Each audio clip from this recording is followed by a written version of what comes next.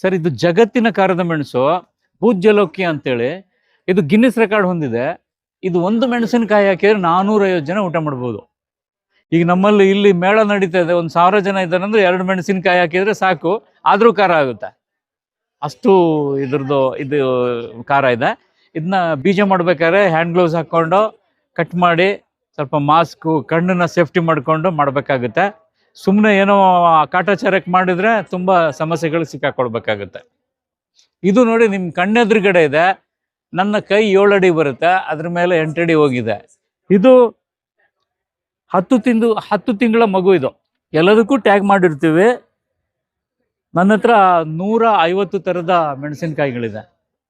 ತಳಿಗಳಲ್ಲಿ 150 ಮೆಣಸಿನಕಾಯಿಗಳು ತಳಿ ಇದೆ. ಮೆಣಸಲ್ಲೇ ಒಂದು ಸಣ್ಣ ಕೂದಲು, ಈ ಕೂದಲನ್ನು 4-5 ಭಾಗ ಮಾಡಿದ್ರೆ ಬರುವಂತ ಸೈಜಿನ ಮೆಣಸಿನಕಾಯಿಂದ ಹಿಡಿದು ದೊಡ್ಡ ದೊಡ್ಡ ಮೆಣಸಿನಕಾಯಿಗಳು, ಉದ್ದ ಅದೇ ಹಿಂದೆ ನೋಡಿದ್ರೆ ನಿಮಗೆ ಜಗತ್ತಿನ ಉದ್ದದ ಮೆಣಸು 18 ಇಂಚು ಬರುವ ಮೆಣಸಿನಕಾಯಿಗಳು ಇದೆ.